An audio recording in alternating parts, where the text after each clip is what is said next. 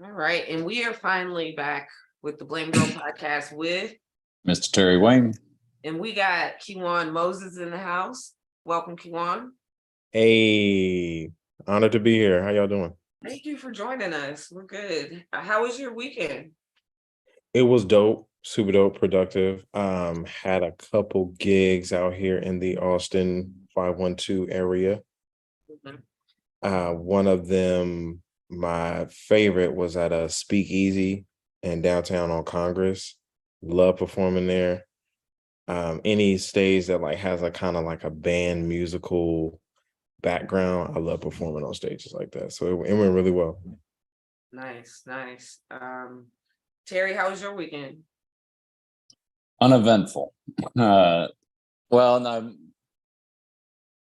yeah, pretty much. My nephew Shane's birthday party, and all the parties up here are pretty much the same. You go to somebody's house that's got the most, land out in the country, and you all just drink. Terry just moved to Tennessee, back to Tennessee, I should say, from Florida, Kejuan. So he's been kind of bored out there. I'll say that much. Damn. Yeah. What part of Tennessee? It's about 30 minutes outside of Nashville, but 30 minutes is enough For it to be boring. for it to be nothing. Gotcha. Like this kind of place where everything closes at 9. Damn. And yeah. And And the main thing to do is, go to the bowling alley because that's the only thing here. Shit like that. that sounds like my hotel I'm at right now.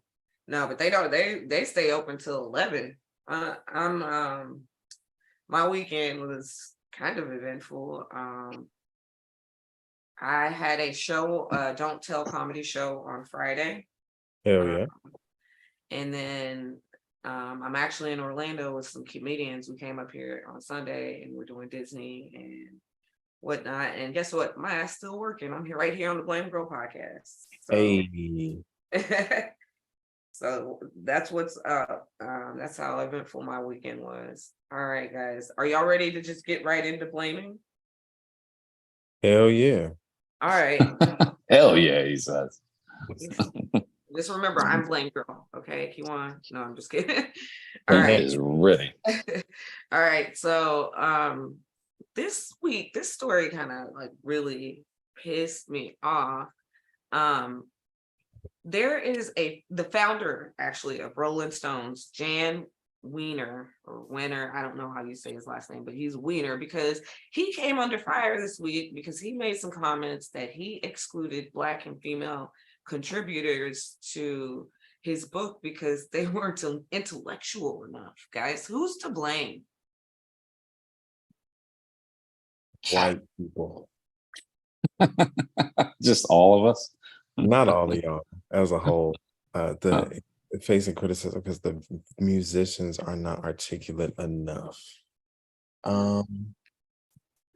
I think like the ancestors, because I think just on a psychological level, like racism and prejudiceness is like taught.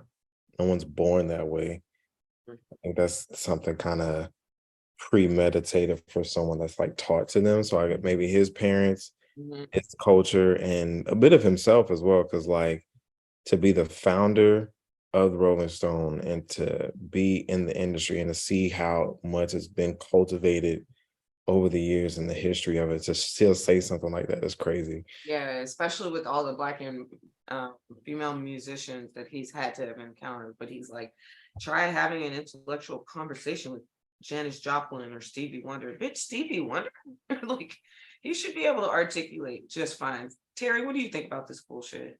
I think it's kind of ridiculous. I mean, when you talk about certain, Aretha Franklin doesn't have anything to say, or Whitney Houston. I mean, maybe not in the later years of her life, but That's kind of a point Tina Turner. I mean, she's got nothing. A point that he made was that the Black men that he would have talked to are gone. Like, I can't remember who he said exactly, but they're Tina was very articulate, and And let's be clear here. We don't go to rock and roll for articulation. You know what I mean? We don't go to rock and roll to phonetically make out what everybody is saying. You know what I'm saying? It's a bunch. It's It's not this intellectual come music on, man. genre that Yeah. you know. It's a Well, bunch. there's not a lot of rock and roll legends that come out of Harvard, you know. Come on, man. Like you don't go to Harvard for a concert, you don't go to concert for some deep philosophical, you know, conversation. It's You go to ridiculous. rock concerts to lose your voice, lose your hearing. You know what I mean? You don't go there like, oh, the preciseness of what they said. That's why I went. Come on, man. He went to our concert and lost his goddamn sense. Okay, that's what Come happened. on, man. Well, I I mean, there I are think there are some artists who you know are very cerebral with their lyrics and this kind of thing. But just to throw the whole baby out with the bathwater is ridiculous. I think he's just old and he don't get no fuck because I think that was like a quote. He's like, I don't fucking care, like, but And he's he old. ain't never and it's one thing. It ain't nothing worse than a racist misogynist. Could I Mhm. just make it hard for black women? Because like he probably had a disposition towards Favorite. women just in general, because that's just where he come from, Mhm. and had another disposition towards black people. So that was just a double whammy of people I don't fuck with, far as winter is concerned. So it was like, yeah, He's just too old, you know. That's what happens, yeah, to be unfortunately. speaking, like nobody should give him a Well, microphone. He's in our yeah, TikTok now. Like yeah, How old exactly. is But he just then? you get the older you get, the more racist you become. Let me I look think how that's true old, for everybody. see how old this man is to be taught. He's 77, bro. He's born in 1946. So it's like he was 22 when Dr. King got killed, bro. oh, He was a grown he was man. like Dr. King's age. Like I You don't know what I know. mean? When Dr. King got killed, you was outside. You know what I mean? So Mm. it's so I always give people, I guess, the benefit of the doubt, or like, you know what I mean? Like you from a different time. Well, now he's been kicked off the Rolling Stones board. But you know what? This ain't your world no more, buddy. You can't say shit like that no more. Get away with it and stay employed. And So who gives a shit about the Rolling Stone anymore? Like, when's the last time you read a magazine? Like, seriously. You'll never read it. We always appreciated the cover of this shit anyway. Yeah. I'm sure Rolling Stones has some sort of social media presence. To I'm substitute sure they do. for their You know, I'm sure People does as well, but don't nobody give a shit. Ain't nobody buying magazines anymore. I think I was the last one. I used to read Time, but even I stopped it a couple years ago. Yeah. Okay. You stopped reading time. I can't remember the last time I pick up a magazine maybe when I'm in the grocery store, but it doesn't get bought. Like Yeah. I uh, used to get two by subscription. I got Popular Mechanics, and then Time. But When I when was it in came time to renew, it's like, what is the point of it? All this is online, you know. when I was in like high school and college, I would get a GQ magazine, just like as I was trying to cultivate my attire and shit. But mhm. other than that, I never, well, in Jet, of course, Jet. Had to get the jet. Back in the day, it was a Prime. It was a Jet magazine Prime. It was an Essence magazine. When you like obsessed, I had a like cougar obsession. So like Oh my God. people like Taraji P. Henson and them, like I would be tuned in when they have like a new fit or a new movie out. But other than that, you know, we don't really tune into magazines like that. More. Fun fact: Jet was one of the first magazines I ever read. In a bathroom. I Did you read that at Cherry? no, I grew up in like a kind of ghetto-ish area, and all my friends were black, and they brought one to school, and you know that was that. Beauty of the week, Yeah, baby. exactly. I was like, oh, Them they're was showing skin days, in here. baby. That's Them was nice. them Look at was the this. days, what? Oh, We them all was wanted the to be that days. beauty of the week one day. We all wanted to be on that one day. Oh man, Mm. Chip Beauty of the Week. We'd be like, oh, this is nice. Trying to I fit to the kind of middle. wonder, do they still have it? I Do they think still Jet have it? Magazine is definitely still a thing. But do they still have that beauty of the week? That's what I wonder. I'm sure they do. I feel like I need to search for Jet Magazine online so I can stay tapped in. You look into that while we bring up this next topic. Terry sent us this, and I'm not sure why, but because this happens all the time. But in Florida, a kid shot his mom, and Who's to blame, Terry? Who's to blame?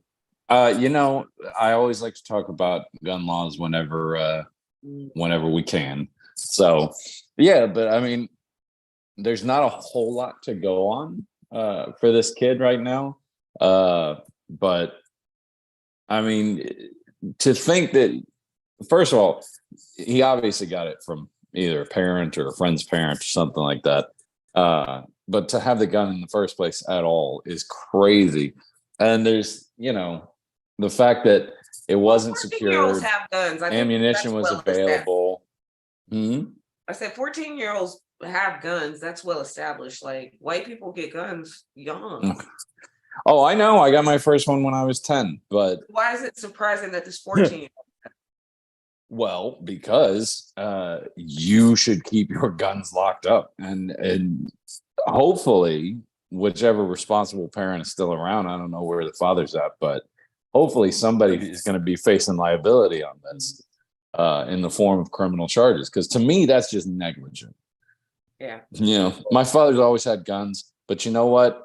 They were always locked up. I was always taught respect for them, and there'd be no way when I was 14 for me to get a hold of even the gun that I owned, much less the ammunition, and then go pop off on my mom. Oh, okay. So they keep the guns away from you after they buy them for you. Got it.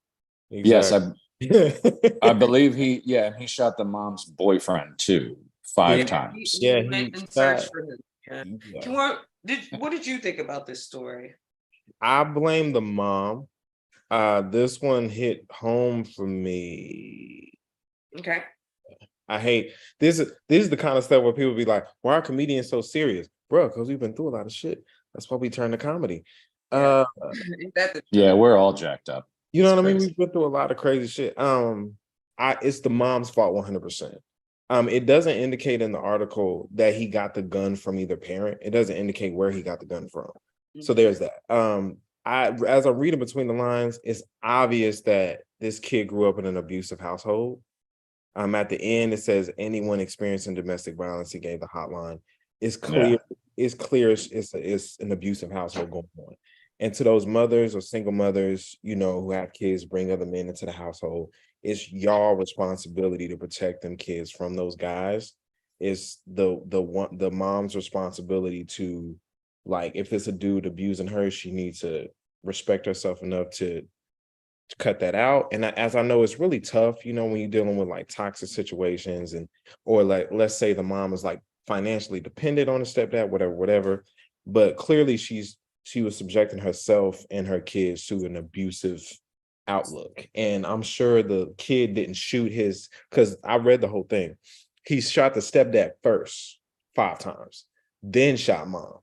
So I'm thinking stepdad is abusing mom, probably abusing the kids. This 14-year-old who's had enough of this shit.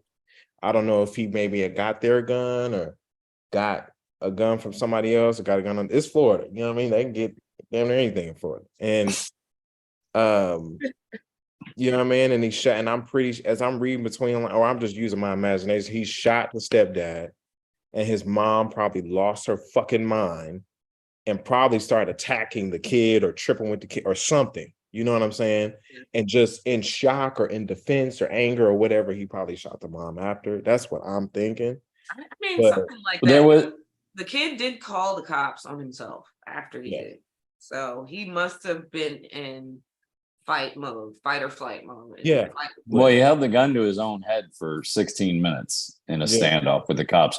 But here's what I didn't really like about this article. The part that really bugged me was the sheriff's representative who came out and said, yeah, this is a tragedy. It's a tragedy on all sides. We have a mother that's dead, another man in the hospital, in critical condition. And then we've got a 14-year-old who's never going to see the outside of a detention center again. And it's like, whoa. You're a cop. What do you presume in guilt? Like you said, it could have been a self-defense situation. Oh, you know what? I bet if he looked a lot like me and was walking down the street and shot some kid, I bet it wouldn't be, oh, well, let's get all the facts first. You know what I mean? Oh, yeah. But if it's, You don't 14-year-old kid, shoot nobody. you're the judge. Yeah, You, they I'm like, you don't definitely. shoot nobody 5 times on accident. You don't shoot nobody 5 times because they're treating you well. Like there's some kind of confrontation going on. Yeah, I What just didn't like that presumption of guilt. You there's Yeah, know? there's definitely a presumption of mental health distress there if a 14-year-old's shooting their own parent and um, so Yeah, you don't do that because they take your Xbox away. You know? but yeah, that's you. That's on the mom for sure because it's more. If you're looking at the mom and the stepdad, it's more the mom's responsibility to protect the kids, and like, yeah, she needs to have like a better control over their kids and firearms and shit like that. So it's like, yeah. Well, she I ain't. absolutely agree with that. I was raised by a single mother I was too. for the most part. And in the, I don't know, 10 years that she was single, I met approximately 2 of the people she dated. Approximately. Yeah, yeah. Yeah, Then man. one might have slipped in there that I'm forgetting, but no, Yeah, it was one long-term boyfriend and then the man who became her second husband. But that was it. yeah. In the long game, I don't blame the kid. He's 14. You know what I mean?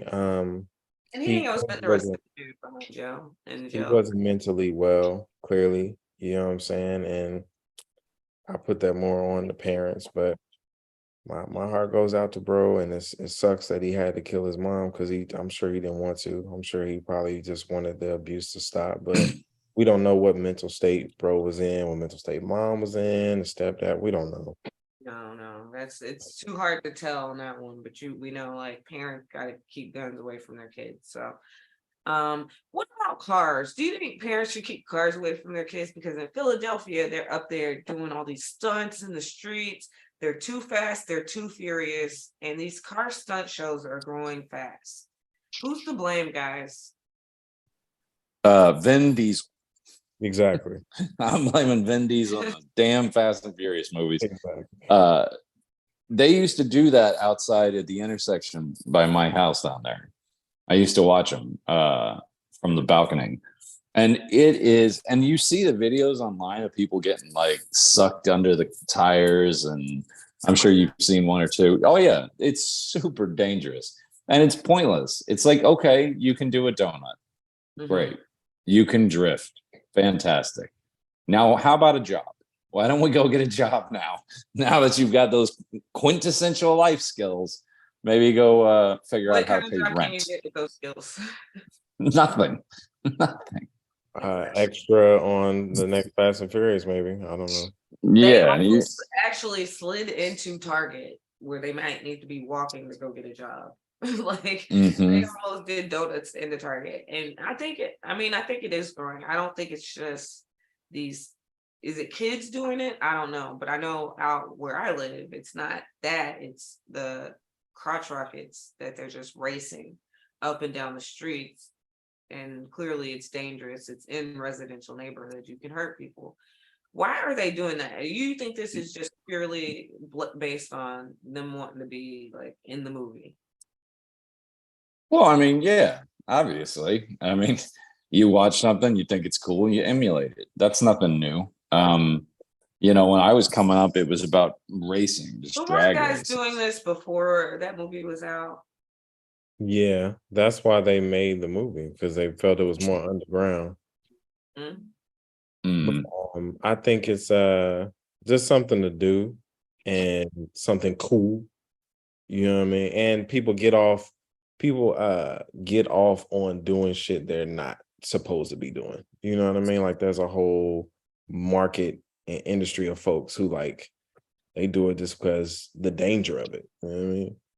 They enjoy Well, it gets you laid too.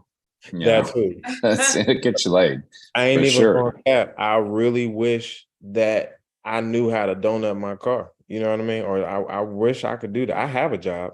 I just came from that job. But I wish I knew how to do that because I would put Y- that on like my Tinder profile or something. Like You definitely know how to do it. I can do donuts, baby. Yeah. You know, Turn the women. wheel all the way to one side, hit the brake, and then hit the gas. You can Oh, do it.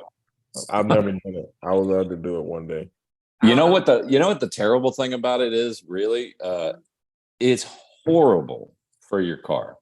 Oh yeah. I mean, it's one of the worst things you can do to your tires. Mhm. Because I mean, you're talking about it, just the asphalt and the ground, just eating up that rubber on those tires, eating up that tread. And I just look at it and I think, all right, well, good. You took about 2 months off your tires there, You and just especially with the racing tires they use. There's not much tread on there. Mhm. Mm. That's funny. So I guess Mm. for that, I don't know. I wouldn't know who to blame on that. Vin Diesel, yeah, like you said.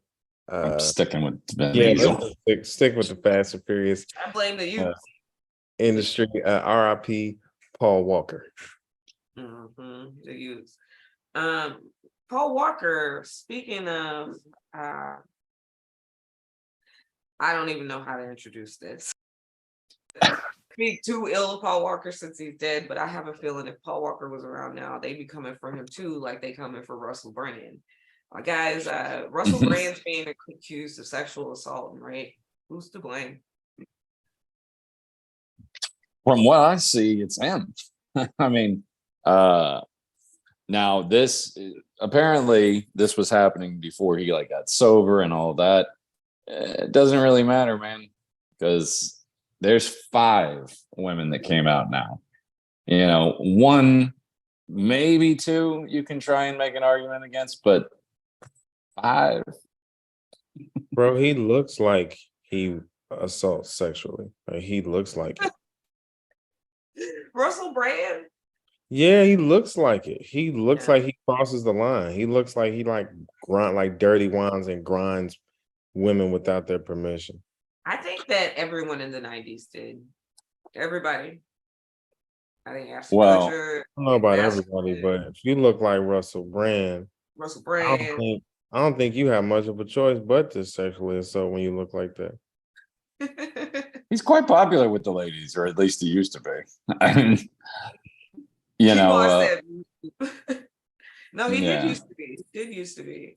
Well, I mean, you always have and a you know choice. what? Like since he's been sober, he's been like so. Like you would never have expected this to come out about him, but here we are. That don't surprise me at all, bro. It's like when you look like that, you going for the rock star thing, and I've seen a lot of shows with him where he just plays kind of like a caricature of himself. Yeah. And what show am I thinking of? Oh, Ballers. Mm. Hey, Ballers with the Rock. I haven't seen Yeah. that. Yeah, it was an HBO show. He's in that, and not just that, but just other films and just other like media and shit. Like he plays that kind of guy where he just does some misogynist, like to the ultimate. Not even misogynist, like just an inappropriate kind of dude. He's not an appropriate guy. I wouldn't trust on any of these 5 women or the future women coming out. You should have never trusted Russell Brand. He's come on now. Well, there's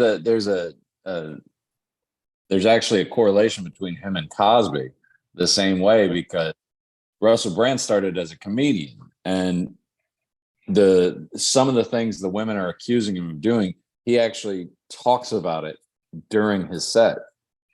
Like he actually did jokes about a specific. He's like, oh, you know, I like everybody likes blowjobs. I like blowjobs where a little bit of mascara runs, you know.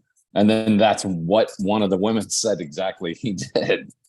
So it's a little hard to dig out from that hole when you've got, you know, you have evidence in your act. You know, the same way that Cosby used to joke about, you know, giving a woman Spanish fly, you know. Mm-hmm. Well, I mean, and then like I said, Ashton Kutcher, like you've got him just being questioned. They're coming for him next. They're coming for Ashton Kutcher because I see 14-year-old Mila Kunis sitting on his lap, even though they're married today. That's not okay. That was not okay. Well, that wouldn't apply anyway.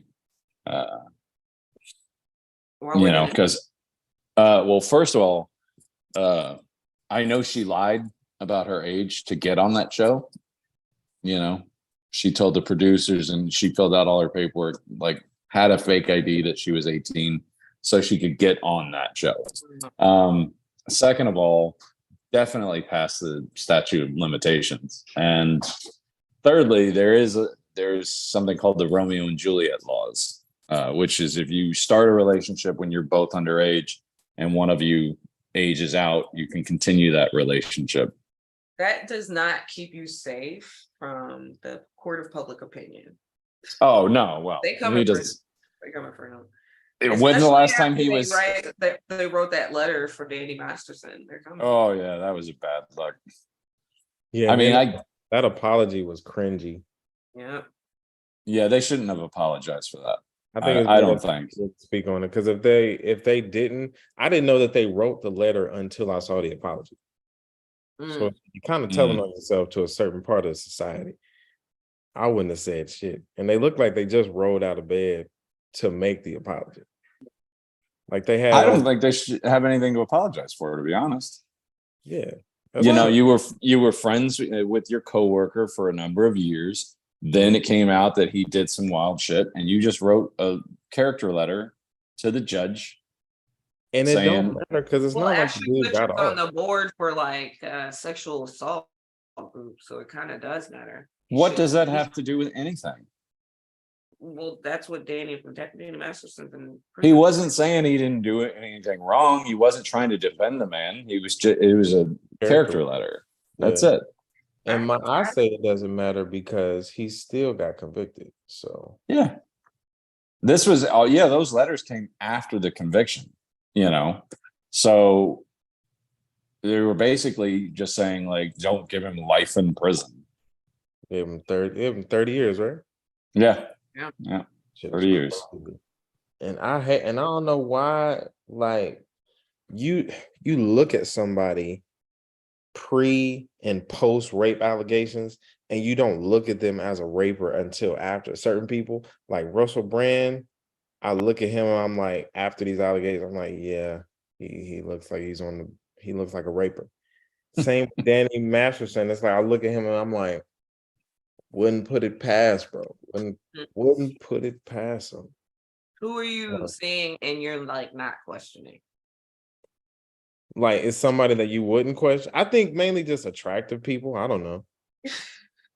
Well, I mean, he's got a point. He's got a point because some chicks came out and said Ryan Gosling assaulted me without my consent. I'll be like, really? Really? Really? Did he? For real? I mean, he's definitely got a point. Pretty has a privilege, you know, but even amongst men, I guess. Well, you know, Harvey Weinstein looks like he has the face of that he did everything he's accused of.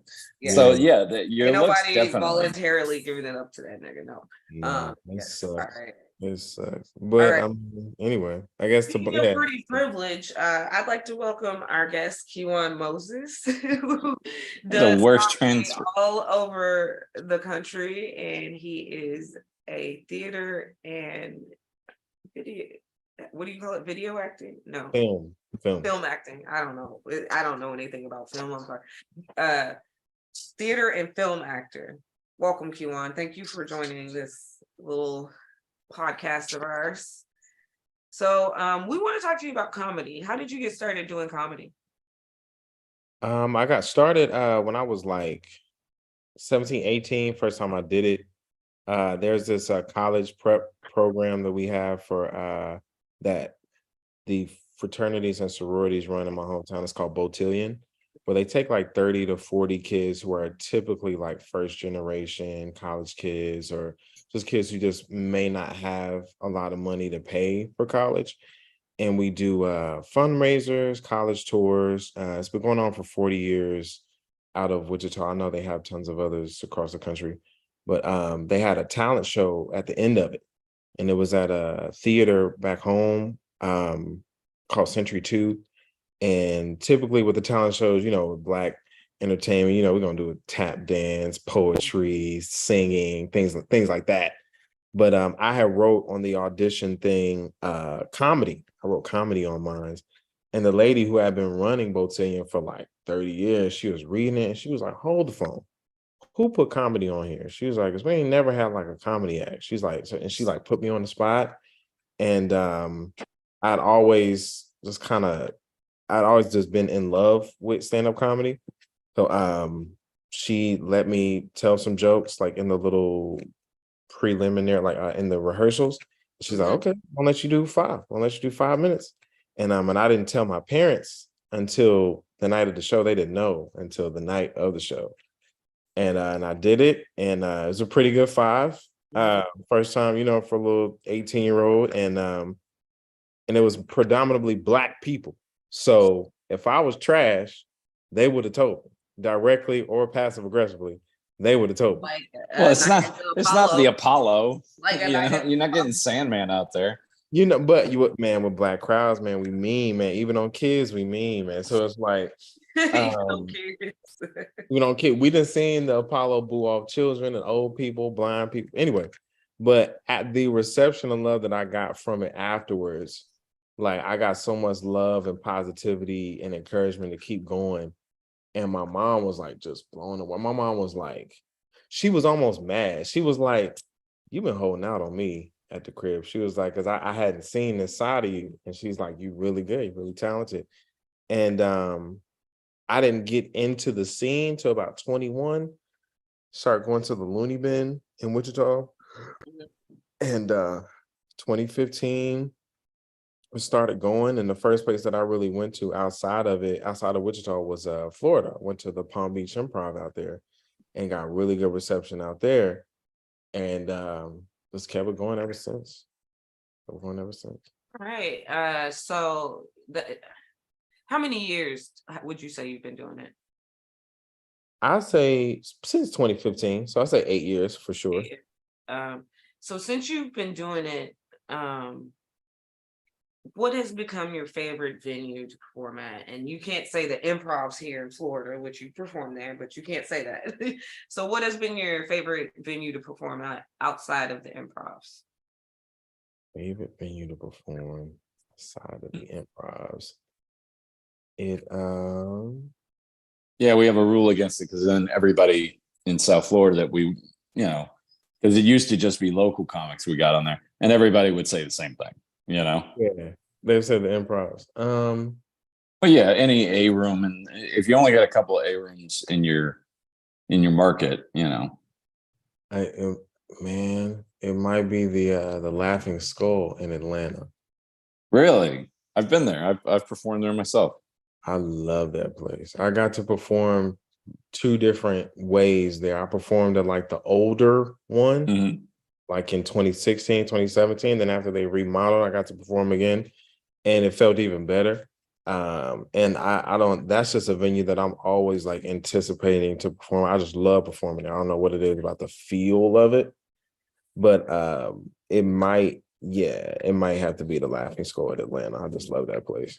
I don't think I've been there since the remodel. Did they make it any bigger? Because the room wasn't that big, Right. as I recall. It's bigger, brighter, more seats. Yeah. Nice. Yeah. So you'll dig it. But yeah.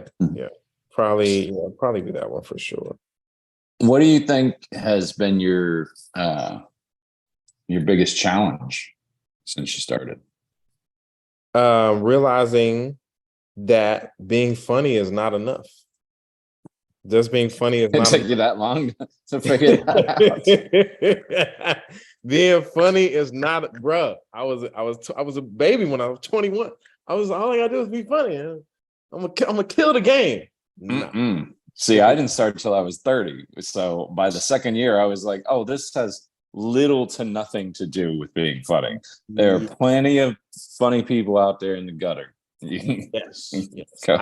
This didn't really register till probably the pandemic. So probably 2020, when everybody had to sit down and resonate and get their catharsis on. That's when it was like, okay, this is about who you know. And you're how old? I'm 29 now. So it took you like almost 10 years. Mm-hmm. You say you started at 18, so almost 10 years to realize like, oh, it's not just about being funny on stage. Nobody tell me that, bro.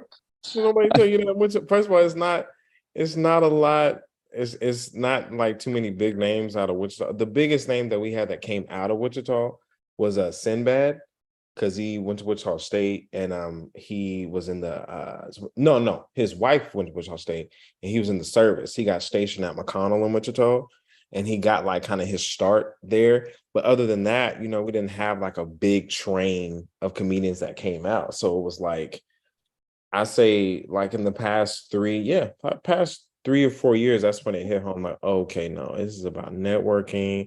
This is about your following. It's about who you know and your connections and things like that. It's not so much Oh about yeah. being funny.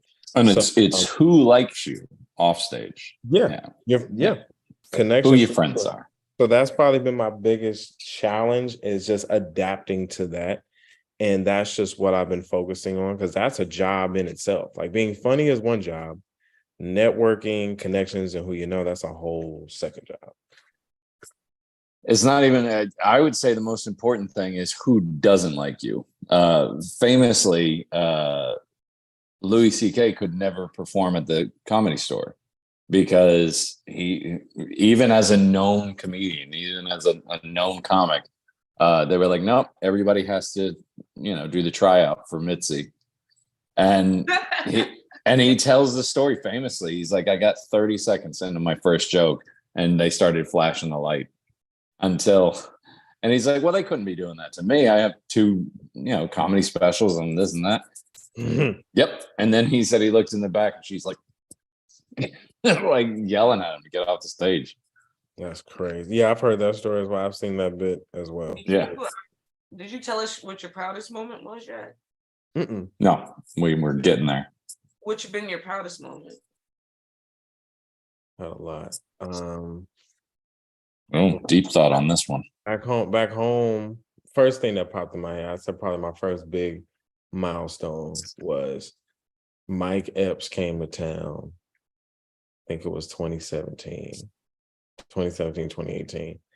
And that was like the big one for like my community, you know what I mean? For everybody, for the family, for everybody. And like, Yeah. they, like, when I was a kid, when Next Friday came out, when I was like 5, they would like maybe come into the living room and like quote Friday. Yeah. So when I got the opportunity to open up for bro, and I ripped, like I did really, really well.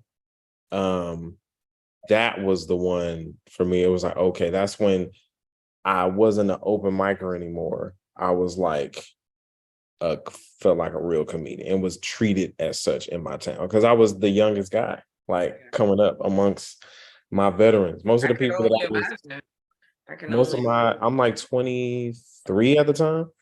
And most of the other, stand-ups in my town in their 30s, 40s and up, so I did receive a lot of hate that I got that ticket. Blame girl, you all right, baby? I day drink. She's so great, but she's having a rough day on vacation. I'm powering through. I day like you was doing the Fred Sanford heart palpitations for a second. You okay? I just have gas. It's not a heart attack. Okay, all right.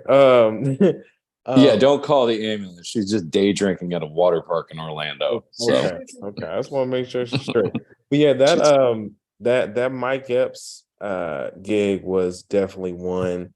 And then but that sounds to me like it's more about your family, about the fact that you won their respect because he already had it. Now you're opening up for him, and that kind of like, That one, no, it was big for me too, because that I had never been so nervous before. Because in the urban realm, and not just in the urban realm, like Mike, that's a legend. You know what I mean? Like comedically, that's a legend out here.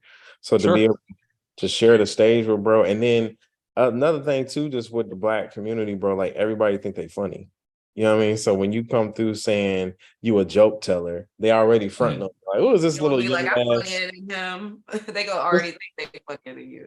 This little young ass got some of like on his breath, head ass boy thinking he gonna tell jokes. So like I was already, in the barbershop there, they busting my balls and all of that. Like he doing the Mike Epps, you know what I mean? So just everything that led up to that in the town, and then my own nerves regarding it, it was like that, and the fact that I was able to execute it and do it well, it was like that felt really good back home. That was a big one for me for sure.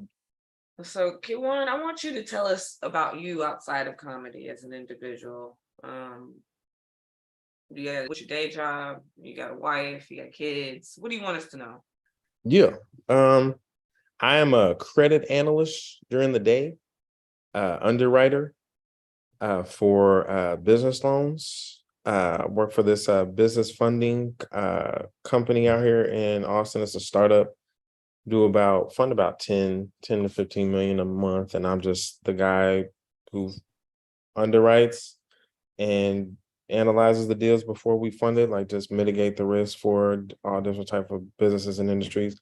Got a bachelor's degree in economics. Been in the financial industry for about 10 years as well. Yeah, Well, that's this what is kismet because I'm actually applying for business loans right now. yeah, man.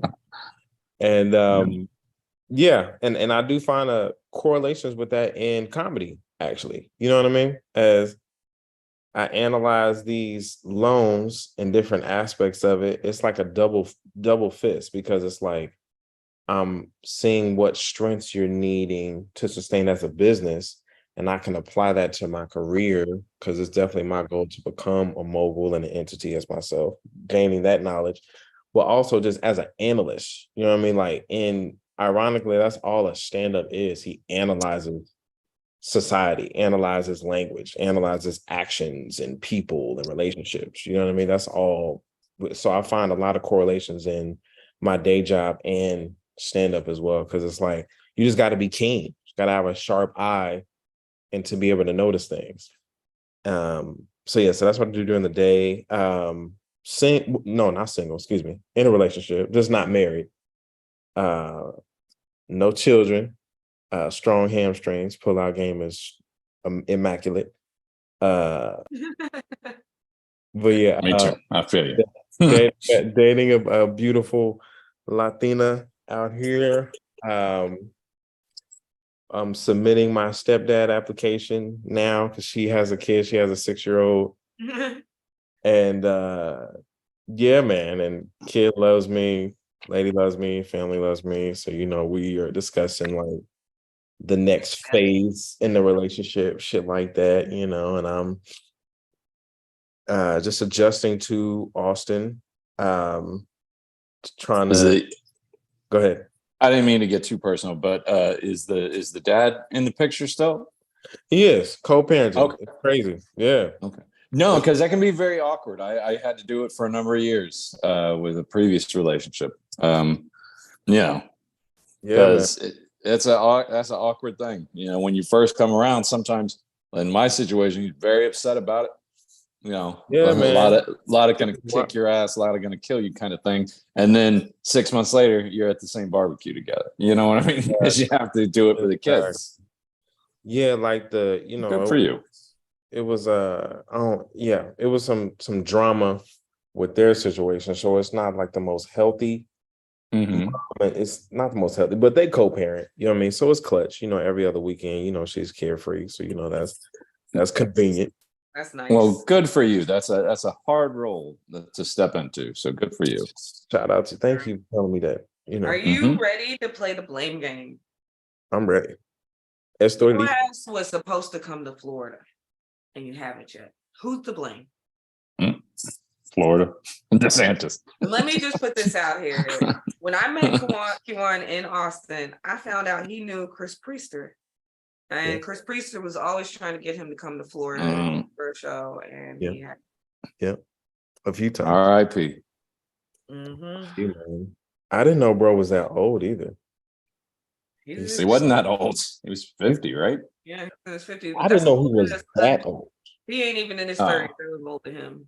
Yeah. I didn't even know he was that, because he was just so full of life and just so going. You know what I mean? So I thought he was like in his 30s on everything I did. You know what I mean? So when I saw he was even that old, I was like, wow, I didn't even know that.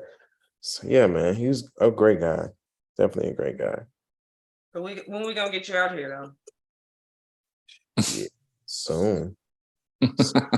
one of those free weekends, I think. That's all right. Do you want to put out your socials in case anyone wants to follow you? Let them know if you have any shows. Absolutely. I do most of my posting now on Instagram. It is at I am Kejuan Moses. I-A-M, first name Kejuan, last name Moses. And with Twitter and TikTok is a KMO Jokes, KMO Jokes.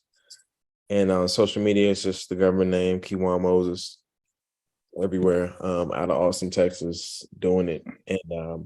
And a couple of my films that I'm in are on Tubi. So yeah. It's a film called PPP Long Gone. It's a comedy about people misrepresenting their funds on PPP loan game. A movie called Pearl 1, Pearl 2. It's another one called Pearl, Unsure. the suspense thriller, Pearl. Yeah. Oh, nice. Good for That's you. what it'll be showing up on my Hulu or somewhere. And Yeah. it's Amazon. Unsure. But yeah, so I got 4 on Tubi, and I do theater as well. Stage plays and shit. My last role that I did, I played a 70-year-old Black man in the 1960s while during the civil rights movement when Dr. King had put on. I could totally see you in the civil rights movement. Yeah. The brothers got that look. And you got it put on the age makeup and shit and put on the gray spray paint on the beard, grew the beard. It was dope. It was lit. Had the Kango on and shit. Any comedy shows coming up? Not in Austin. My next one will be back home on October 14th. Don't have any. Where at? Back home is where? Wichita, you said? Wichita, Kansas. Yeah. We're going back home to Wichita on the 14th. I don't have anything else scheduled right now, but as that changes very soon, and I always updating that on my social media as well. So follow him on your social media. I guess it's time for Terry Wayne's Words for White People. Terry. Oh yeah. Well, we're doing words for all people this time. And this one comes directly from my grandfather. And you kept talking about MLK. That hits me where I live, literally, because I'm from Memphis, and that's where everything went down. The pun of the word hit. How's that? The pun of the word hit. That's funny. Yeah. But anyway, what was I saying? Oh man, I lost it. There it is. Yeah, it comes right from my grandfather. My grandfather used to tell me, you should always treat someone like they're someone, because you don't know if they're a nobody or not. And basically he's just saying, like, you don't really ever know who you're talking to. You never really know who you're sitting across from, So just remember, when you're out there and you're dealing with folks, try to resist that urge to make those sudden snap decisions, those sudden assumptions about somebody. Some of the richest guys I've ever known look like a mess, walking down Palm Beach Island and old cargo shorts, flip flops, and, some free t-shirt they got somewhere. Never make those assumptions, because that person might be the key to your future and you don't even know it yet. So when you're looking at people, stop making those judgment calls, stop making those assumptions, because you don't know if somebody is somebody or a nobody until you get to know them. Because like I said, I knew one guy that lived over on the island. He's a billionaire. You'd never call it to look at the guy. Never. But that guy could buy and sell you 1,000 times your whole life, your house, your business, everything, over and over and over again, without even breaking a sweat. So just remember, when you're out there, give everybody the benefit of the doubt, because you never know. Oh yeah, I love that. All right, Terry, what you want to pub the book, or? Yeah, I ain't doing nothing else. There's no comedy shows in Lebanon, so it's Unclaimed Ashes. It's available on Amazon right now. Go get it, because I want some money. All right, and I don't think I have anything till the end of the month. I'm going to be at Draft House on the 30th, so I'll talk about that next week. Well, other than that, Kejuan, thank you for joining us, and until next week, guys.